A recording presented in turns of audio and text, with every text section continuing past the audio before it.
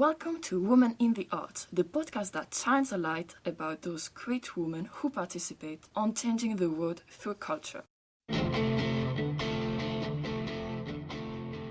Sweetheart, let's sit down and talk. Gender. Boys can do anything they want. I'm Judy Chicago, and I'm an artist and a troublemaker. Feminism. I was always interested in drawing Art. art. Not the witch! Not the witch! Witches. A world in which I could wear whatever I want, say whatever I want. It's important to connect feminist art with fashion. Mode. Equality. Women in the Arts. For the first episode, Elodie and I, both students of the Master of Direction of Cultural Project from the University of Clermont-Ferrand, will discuss about the evolution of the image of women in the cinema. We will start with a brief historical aspect and then we will develop the subject itself. But before I start talking about this theme, I would like to call your attention about the interpretation of the meaning of the word actress. If we only take the last syllable, we found the preposition s, that suggests that female actors are less good than the males, as if her work was underestimated. Just with this example, we can guess that the image of women is not flattering. So, during the first movies from the 20s and the 40s, woman generally appears as a sex symbol. As we know, the woman in the history of cinema has always been a product that sold well. After the Second World War, women experienced economic freedom when they had to work in factories. But then they didn't want to come back into pre-war patterns. However, for a long time, women had roles as female characters obeying clichés. They had to be beautiful, plump, and most of the time in distress in order to highlight the strong role of the man who comes to her aid. The 1960s and 70s represent for sure the second feminist wave that wanted to change the fundamental values of society.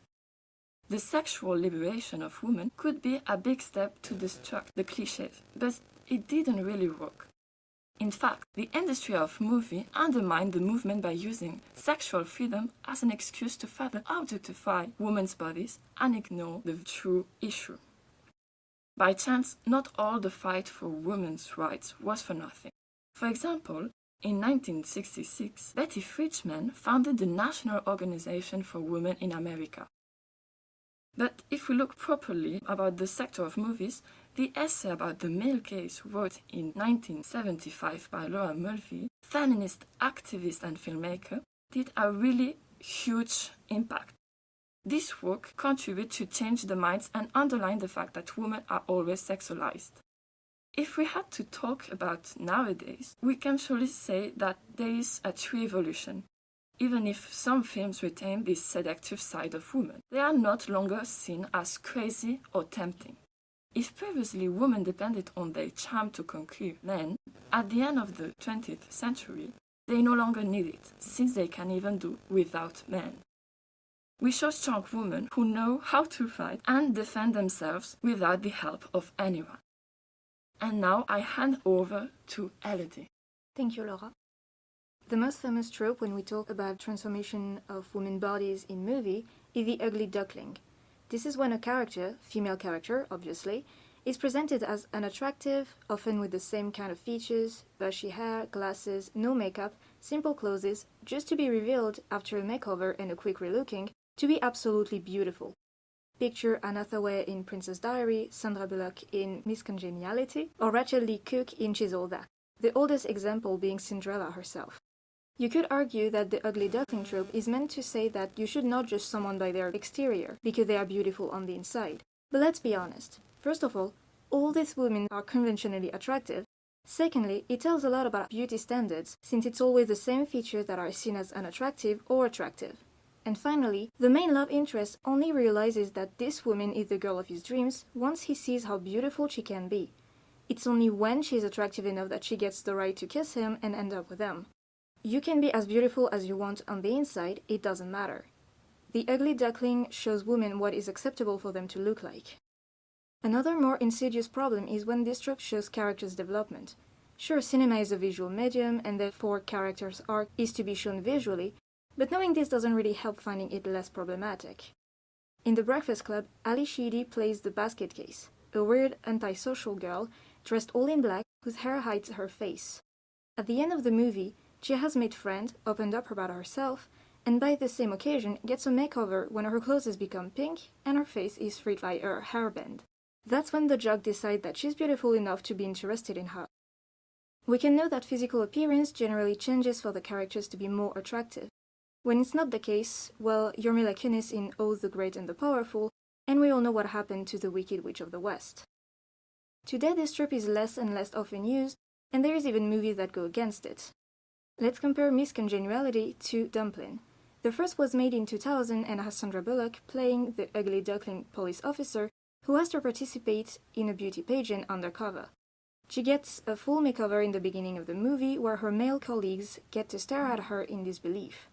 In the 2020 movie Dumpling, Danielle McDolan is playing an overweight teenage girl with fuzzy hair whose mother was the winner and current organizer of the Texas beauty pageant. To prove her mother wrong and go against the system, she decides to participate in the pageant without changing her appearance at all. Both movies' message is that what matters most isn't physical appearance. Yet Dumpling gets the point across way better because there isn't a big makeover scene and the girl doesn't get the love interest after a physical change. Does it happen to men too? Well, yes and no. No ugly duckling examples for them, but beauty standards apply to them too, of course. Take the latest Avengers movie, Endgame. Thor, the god of thunder, gets depression after losing his entire family, planet, and half the universe. He is shown as badly dressed, unshaved, unbrushed, and overweight. It is used as a joke during the movie, but let's pretend it's because we are all used of seeing Chris Hemsworth with a six-pack and not because being fat is a joke. In the end of the movie, he finds the courage to move on and be a hero again. And with a thunderclap, his hair is brushed, his beard's braided, and it's a bit hard to say if he's still overweight in his armor. Once again, it's cinema and the visual appearance is meant to reflect the interior evolution of a character.